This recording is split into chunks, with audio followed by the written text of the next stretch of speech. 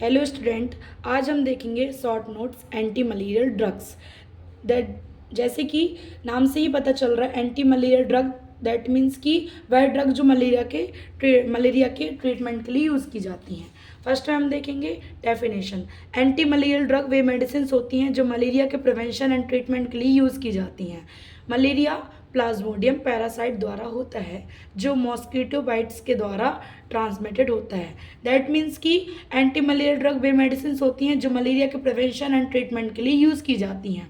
Malaria किसके द्वारा transfer होता है? प्लाज्मोडियम पैरासाइट के द्वारा बॉडी में ट्रांसफ़र होता है। ठीक है, नेक्स्ट हम देखेंगे classification of anti malarial drug. Anti malarial drug के 5 क्लासिफिकेशन होते हैं।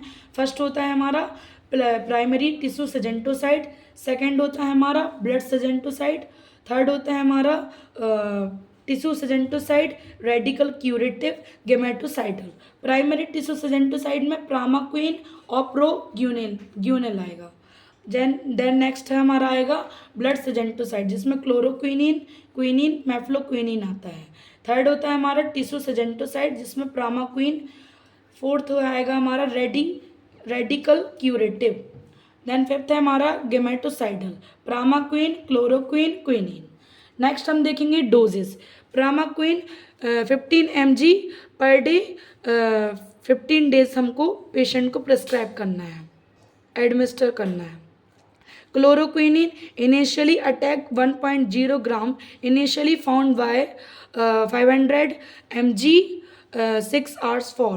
Pramoquine 15 mg per day for 15 days. Quinine 300 to 600 mg TDS. That means कि 3 times हमको पेशेंट को प्रोवाइड करना है। देन रूट्स, दैट मीन्स कि जो एंटी मलेरियल ड्रग हैं वो किन किन रूट्स के द्वारा पेशेंट को एडमिनिस्टर की जाती हैं, जैसे कि इंट्रावीनस आईवी के थ्रू दी जाती हैं। दैट मीन्स कि वेंस के थ्रू एडमिनिस्टर की जाती हैं। IM दैट मीन्स कि इंट्रामस्कुलर एंड ओरली पेशेंट को एडमिनिस्टर की जाती हैं।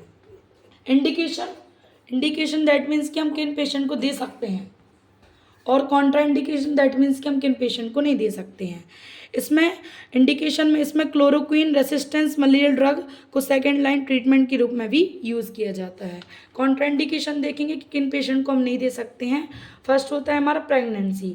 यदि कोई वुमेन प्रेग्नेंट है तो उसको हमको एंटी मलेरियल ड्रग प्रिस्क्राइब नहीं करना है। हाइपर सेंसिटिविटी, यदि किसी को कुछ भी रिएक्शंस हो रही हैं तो उसके उन पेशेंट को भी हमको प्रिस्क्राइब नहीं करना है। रेमेटॉइड अर्थराइटिस है किसी पेशेंट को तो नहीं देना है। अब इसके साइड इफ़ेक्ट, यदि हम मेडिसिन का ज़्यादा इनटेक करते हैं या फिर ज़्यादा अमाउंट में यदि हम उनको लेते हैं तो उनके क्या क्या साइड इफ़ेक्ट हो सकते हैं हम वो देखेंगे। फर्स्ट क्या हो सकता है कि नॉजिया हो सकता है, vomiting, headache, fever, pain, diarrhoea हो सकता है। अब role of nurse, that means कि एज अ नर्स आपके क्या रोल होंगे? पेशेंट को एजुकेट करना है कि एंटी मलेरियल ड्रग को फूड के साथ ले। नेक्स्ट है कि ब्लड टेस्ट करके ब्लड काउंट को मॉनिटर करना है, ब्लड टेस्ट करना है एंड ब्लड काउंट को मॉनिटर करना है। क्लोरोक्विन जो ड्रग्स हैं उनको अवॉइड करना है प्रेग्नेंट वुमेन में। ठीक है, नेक्स्ट हम देखेंगे एंटा एसिड। एंटा एसिड दैट मीन्स कि नाम से ही समझ में आ रहा है कि जो हमारे स्टमक में जो भी प्रेजेंट HCl हाइड्रोक्लोरिक जो भी एसिड रहता है उसको यह न्यूट्रलाइज कर देती है, उसके लिए यूज़ की जाती हैं। एंटा एसिड ऐसे मेडिसिन होती हैं जो स्टमक एसिड को न्यूट्रलाइज करती हैं जिससे हार्टबर्न, इंडाइजेशन या स्टमक पेन में राहत मिलती है। मतलब एंटा एसिड वे मेडिसिन होती हैं जो स्टमक में जो भी HCl हाइड्रोक्लोरिक जो भी एसिड रहता है उसको न्यूट्रलाइज करती हैं, जिससे क्या होता है कि जो हमारा हार्ट बन जाए, दैट मीन्स कि सीने में यदि जलन हो रही है, इंडाइजेशन या फिर स्टमक पेन, दैट मीन्स कि हमारे स्टमक में यदि दर्द हो रहा है, पेन हो रहा है तो उसमें राहत मिलती है। फिर हम देखेंगे इसमें क्लासिफिकेशन ऑफ एंटा एसिड। इसके 2 क्लासिफिकेशन होते हैं, systemic antacid, non systemic antacid. Systemic में आएगा हमारा सोडियम बाइकार्बोनेट और नॉन सिस्टमिक में आएगा हमारा मैग्नीशियम हाइड्रोक्साइड और calcium hydroxide, aluminium hydroxide. Systemic first देखेंगे सिस्टमिक एंटासिड। सिस्टमिक एंटासिड वे होते हैं जो ब्लड स्ट्रीम में एब्जॉर्ब होकर वर्क करते हैं एंड स्टमक एसिड को कम कर देते हैं। नॉन सिस्टमिक एंटासिड क्या होते हैं कि नॉन सिस्टमिक एंटासिड वे होते हैं जो केवल स्टमक में स्थानीय रूप से कार्य करते हैं एंड ब्लड में एब्जॉर्ब नहीं होते हैं। अब हम देखेंगे कि एंटासिड का मैकेनिज्म ऑफ एक्शन क्या होता है।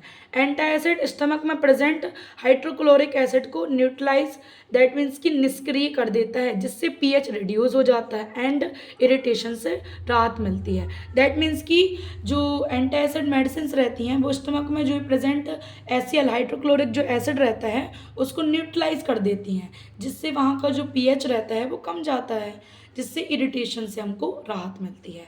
फिर हम देखेंगे इसका डोजेस कि कितना डोज हमको पेशेंट को प्रेस्क्राइब करना है। मैग्नीशियम हाइड्रोक्साइड एडल्ट में देना है 2 to 4 tablet 4 times a day, children में 1 tablet 4 times a day. Then sodium bicarbonate देना है पर oral 0.3 to 2 gram 1 to 4 times a day. Indication that means कि किन पेशेंट को हमको एंटासिड मेडिसिन देना है, जैसे कि हार्ट 1 यदि सीने में जलन हो रही तो उन पेशेंट को हमको प्रोवाइड करना है। पैप्टिक अल्सर यदि किसी को पैप्टिक अल्सर है स्टमक में तो उनको भी देना है हमको ये। इंडाइजेशन यदि किसी का प्रॉपर डाइजेशन नहीं हो रहा तो उनको भी हमको ये एडमिनिस्टर करना है। Then stress ulcer hyperacidity यदि किसी को एसिडिटी ज़्यादा हो रही है स्टमक में तो उनको भी हमको प्रिस्क्राइब करना है। रीनल फेल्योर उनको भी हमको प्रेस्क्राइब करना है। कॉन्ट्राइंडिकेशन दैट मीन्स कि किन पेशेंट को हमको ये मेडिसिन नहीं देना है, जैसे कि किडनी डिसीज़ यदि किसी को किडनी में कुछ भी डिसीज़ है उनको नहीं देना है। हार्ट डिसीज़ है किसी को तो उनको भी नहीं देना है। और pregnancy and hyper acidity in patient को हमको नहीं देना है। पेशेंट को कैल्शियम कार्बोनेट पैरोक्सन ड्रग कंटिन्यू देना, जिससे पेप्टिक अल्सर में राहत मिले। ठीक है, अब इनके साइड इफेक्ट देखेंगे कि इसके साइड इफेक्ट क्या होंगे। हाइपोनाइट्रीमिया दैट मीन्स कि जो सोडियम है उसका लेवल कम जाता है। हाइपोफॉस्फेटीमिया दैट मीन्स कि जो भी फॉस्फेट रहता है उसके लेवल कम जाता है। कॉन्स्टिपेशन दैट मीन्स कि कब्ज होगा, डायरिया होगा। आशा है कि आप सभी को मेरी क्लासेस समझ में आ रही होंगी। जो भी कुछ आपको डाउट है वो आप मुझे कमेंट में करके बता सकते हैं। नेक्स्ट हम देखेंगे NSAID इसका फुल फॉर्म है non steroidal anti inflammatory drug. अब non steroid anti inflammatory drug जैसे कि समझ में आ रहा है कि जो इन्फ्लेमेशन के लिए यूज़ की जाती हैं। इसमें हम फर्स्ट में देखेंगे इंट्रोडक्शन। ऐसी एंटी इन्फ्लेमेटरी ड्रग जिनके केमिकल स्ट्रक्चर के अंदर स्टेरॉयडल रिंग प्रेजेंट नहीं होते। दैट मीन्स कि एंटी इन्फ्लेमेटरी ड्रग वे मेडिसिन होती हैं जिनके केमिकल स्ट्रक्चर के अंदर जो भी स्टेरॉयड रिंग रहती है वो प्रेजेंट नहीं होती। ये होता है एंटी इन्फ्लेमेटरी ड्रग्स। इसमें हम देखेंगे नेक्स्ट डेफिनेशन। ऐसी ड्रग्स जो बॉडी के अंदर इन्फ्लेमेशन फीवर पेन को कम कर देती हैं एंड साथ ही साथ इन ड्रग के केमिकल स्ट्रक्चर के अंदर स्टेरॉयडल रिंग प्रेजेंट नहीं होती, इन्हें हम non steroid anti inflammatory drugs कहते हैं। ठीक है, जो इन्फ्लेमेशन फीवर एंड पेन को कम कर देती हैं। नॉर्मली से ऐसे आप याद रख सकते हैं कि जो इन्फ्लेमेशन फीवर एंड पेन को कम कर देती हैं जिनके केमिकल स्ट्रक्चर के अंदर स्टेरॉयड रिंग प्रेजेंट नहीं रहती हैं, उसे हम बोलते हैं NSAID। अब इसका हम देखेंगे classification. Non selective COX inhibitor then selective COX second inhibitor.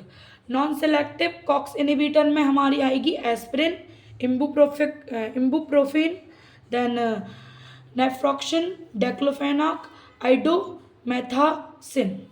ये हमारी नॉन